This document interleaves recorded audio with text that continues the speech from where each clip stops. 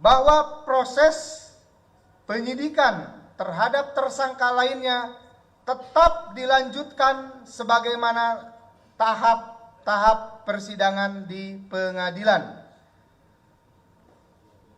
Selanjutnya, kami mengirimkan berkas perkara kembali ke Kejaksaan Tinggi Daerah Khusus Ibu Kota Jakarta untuk dapat diproses dalam sidang peradilan. Kemudian penyidik telah menerbitkan surat perintah penghentian penyidikan terhadap saudara RHS pada tanggal 14 April tahun 2026.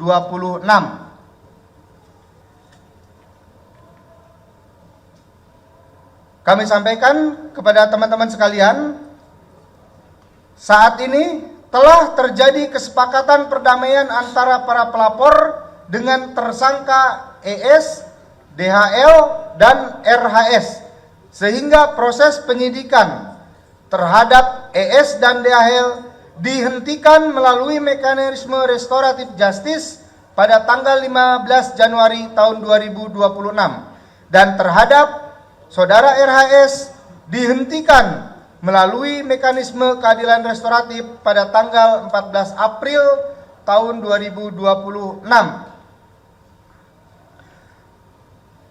Bahwa proses penyidikan terhadap tersangka lainnya tetap dilanjutkan sebagaimana tahap-tahap persidangan di pengadilan. Selanjutnya, kami mengirimkan berkas perkara kembali ke Kejaksaan Tinggi Daerah Khusus Ibu Kota Jakarta untuk dapat diproses dalam sidang peradilan. Dengan adanya perubahan KUHP dan KUHAP tidak mempengaruhi proses penegakan hukum.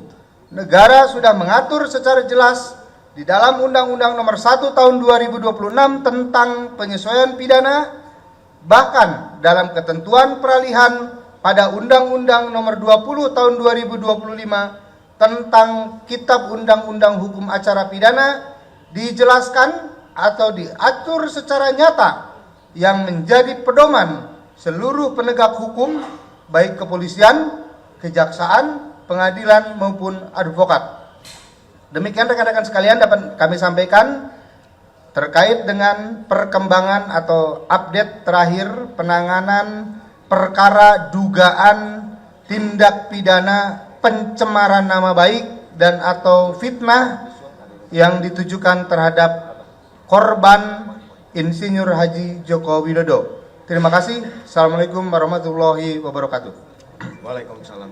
Terima kasih pada Bapak Direktur Reserse Kriminal Umum Polda Metro Jaya atas penyampaian terkait tentang mekanisme proses dari penyelidikan, penyidikan, gelar perkara khusus sampai dengan menerima dan memenuhi tentang restoratif justice. Oke, untuk melengkapi informasi kelengkapan dari rekan-rekan media, kami beri waktu untuk mengajukan pertanyaan. Ada yang mau bertanya? Adi?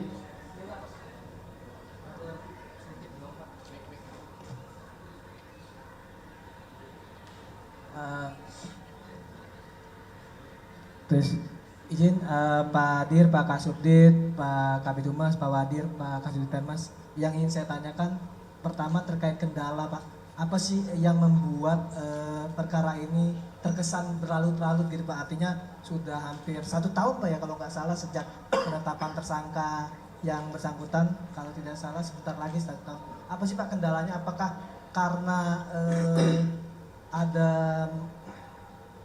hal-hal tertentu gitu Pak yang membuat perkara ini terkesan agak lama gitu, karena semakin lama mungkin semakin membuat gaduh Pak, karena beberapa tersangka sering muncul di TV dengan memberikan opini-opini masing-masing gitu, padahal sudah dibuktikan oleh pihak kepolisian bahwa ijazah itu asli, ijazah itu memang ijazahnya Pak Jokowi gitu Pak, maksudnya Pak Jokowi punya ijazah gitu Pak. Yang kedua terkait dengan kan yang sering muncul itu kan baru antara RS dan satu lagi kalau nggak salah T, ya T, dokter T gitu Pak. Yang lainnya bagaimana sih Pak? Apakah yang tadi Bapak sampaikan baru dua tersangka itu atau mencakup tersangka lainnya Pak yang dilimpahkan ke Kejati? Terima kasih.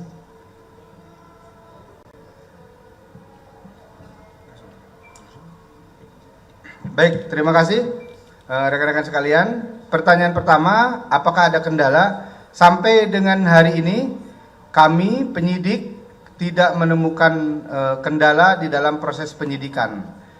Namun kami harus menjaga profesionalitas dan kami harus mengakomodasi setiap peristiwa hukum yang terjadi selama proses penyidikan berlangsung, sehingga proses penyidikan yang dilakukan oleh jajaran penyidik Direktorat Reserse Kriminal Umum Polda Metro Jaya ini bisa dipertanggungjawabkan secara saintifik. Kemudian yang kedua, sehubungan dengan tersangka yang lainnya, sebagaimana tadi kami informasikan bahwa kami sudah menetapkan 2 klaster para tersangka tersebut dan sebagian memilih mekanisme keadilan restoratif untuk penyelesaian dan pemenuhan rasa keadilannya sudah terjadi.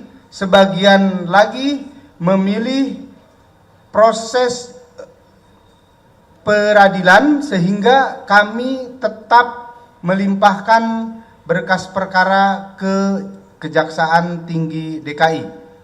Mudah-mudahan rekan-rekan sekalian segera memperoleh kepastian hukum. Saya kira itu. Terima kasih. Jelas ya Mas Adi ya. Jadi kami ulangi, penyidik di Treskrimsum Polda Metro Jaya tidak ada mengalami kendala, tetapi menghormati ruang-ruang publik. Artinya ada prinsip equality before the law. Semua orang status hukum itu sama di mata hukum. Nah, ada permohonan-permohonan dari pihak terlapor, tersangka tentang menghadirkan saksi yang meringankan, begitu saksi ahli. Tadi dijelaskan ada permohonan untuk menguji di beberapa laboratorium. Nah, ini sudah terjawab tadi disampaikan oleh di Reskrim ada bahwa BRIN Puspomat itu bukan orang yang expert in area, artinya bukan orang yang merupakan tempat yang diuji karena satu tidak memiliki lab yang dimaksud. Nah, itulah jadi bukan kendala. Jadi itu menampung, mengakomodir semua yang disampaikan oleh tersangka.